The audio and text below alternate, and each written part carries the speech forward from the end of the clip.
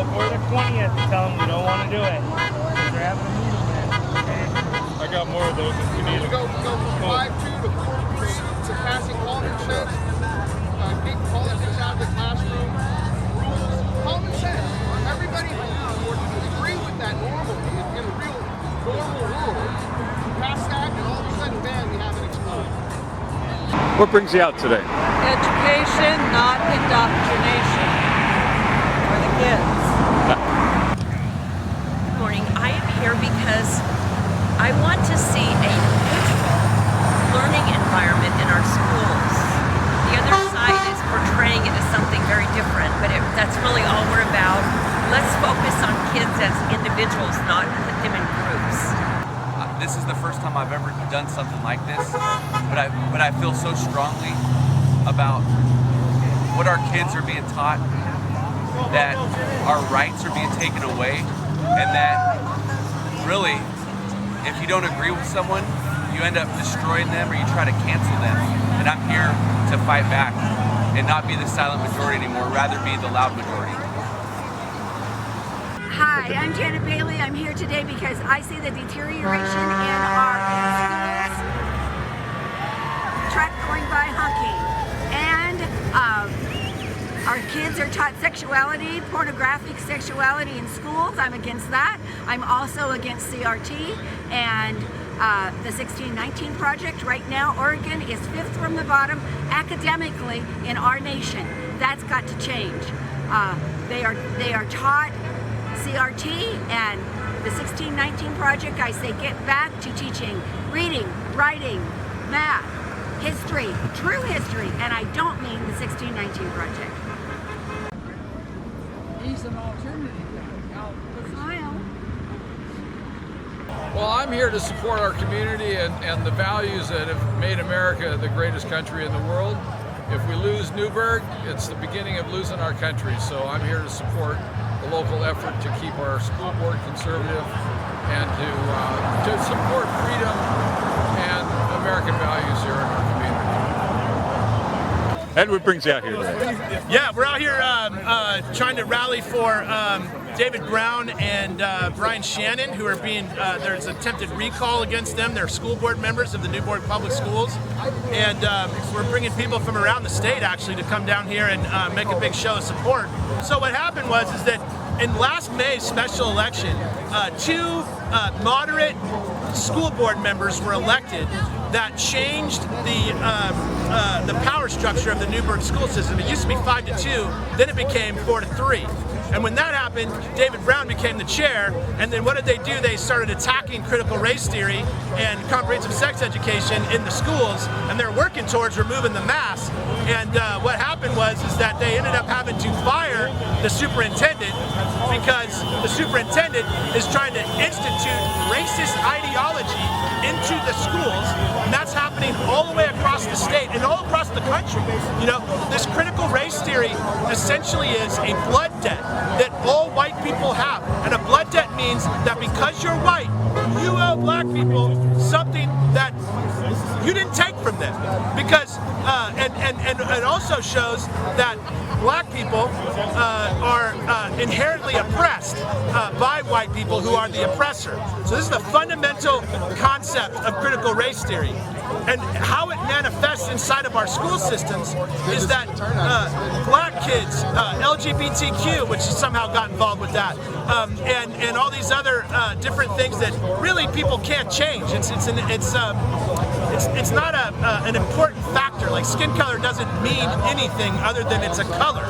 But what they're trying to teach our kids is that black kids have lower standards. They don't need to. They can slide by, and the white kids are responsible for black people's demise. It's absolutely insane, and it has to be stopped and shut down. It's racist. It's fundamentally racist, but it's being sold as anti-racist. Can you believe that? Can you believe that? They're saying that we have institutional racism in our systems, and at the same time they're instituting racism. All kids are equal. We want our children united, not divided by things they can't change. We want every one of our children, like Dr. Martin Luther King said, to be hand, in hand, walking into the future. And what they want to do is they want to revert all of that back, all of the progress that we've made in this country, in this nation. They want to revert that back, and that's why they're doing it. That's why they're recalling these school board members. And they're losing their grip, and they're going to be booted out. And you know what? They're funded by Hollywood actors. Listen, they've got $400,000 that they've spent to recall David Brown and Brian Shannon, and the vast majority of that money came from California. It's insanity. This is Newberg. This is Yamhill County. It belongs to the people of Newberg. It belongs to the people of Yamhill County, not Hollywood actors. Okay, well, I'm David Russ. I'm the mayor of Dundee.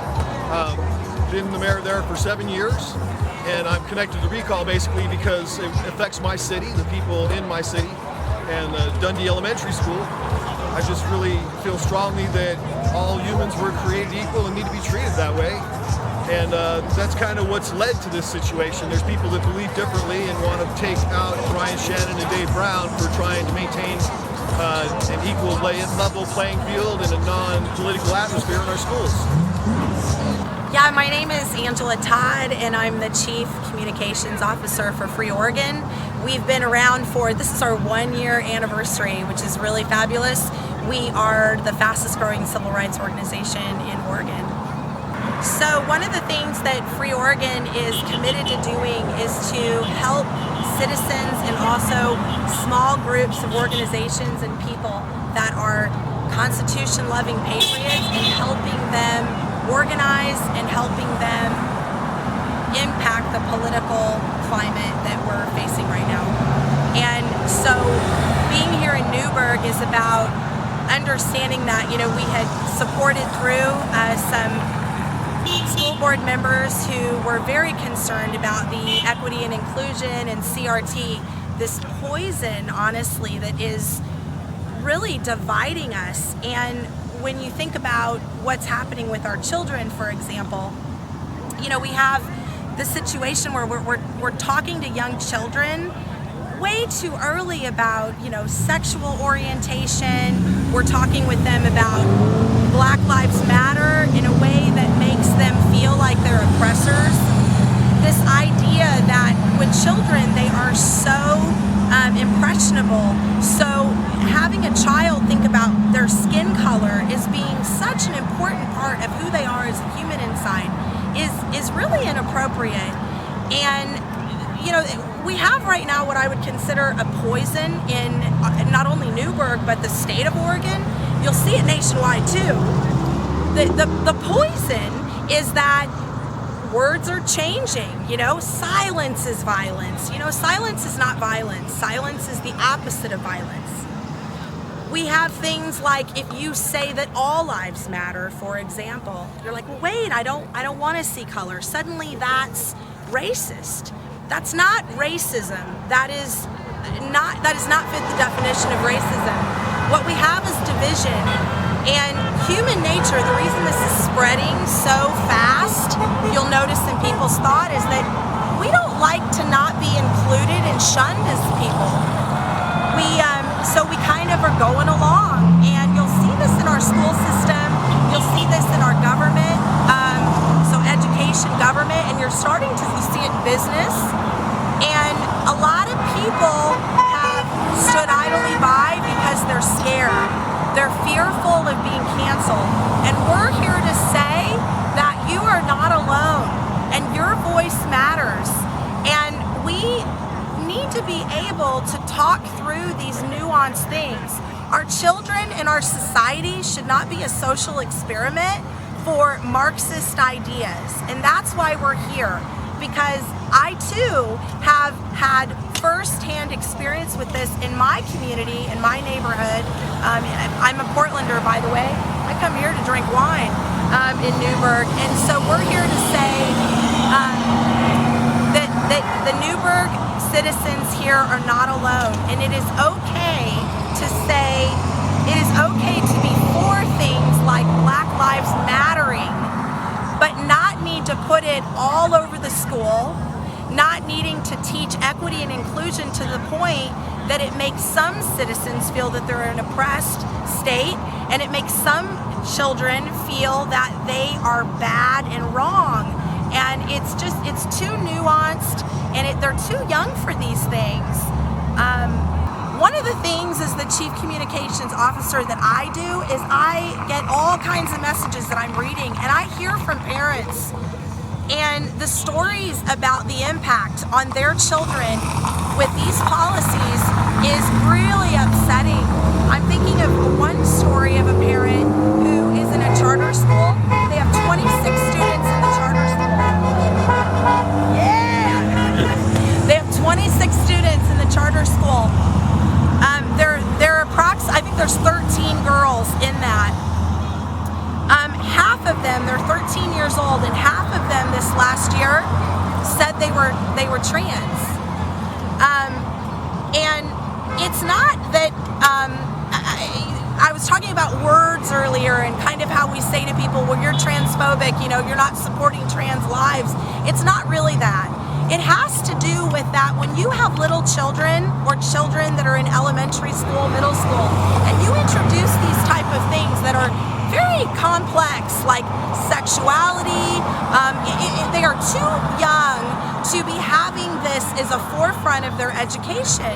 These used to be courses that were covered in college for people that were elective. It's not appropriate, and what it's doing is it's causing the children to be confused. If you listen to some of the experts on this, the thought is that, you know, children make believe things. They want to be Superman, and they want to be a singer, and they want to be SpongeBob or whatever. And so it's really not a good time to be talking to them about sexual issues. Their little minds, it's not a good space, and I think that it's okay to say it's not. I can have a lot of compassion for a trans person and how their experiences in the world and what they think and feel, and still not want my children to be introduced to that in their 3rd grade or 1st grade class. And we're here as Free Oregon and as patriots to say that you are not alone in feeling that this is off the mark, and this is not appropriate for elementary school and middle school and high school public school. And that's why we're here to support the school board. Well, I'm out here to support the board members that are trying to get fired by outside money influencing the state. And with Free Oregon, we encourage everybody to contact the OHA before the 20th because they want to make us wear masks for life. If you don't want to wear a mask for the rest of your life and you want to have choice in your life, please contact the OHA and let them know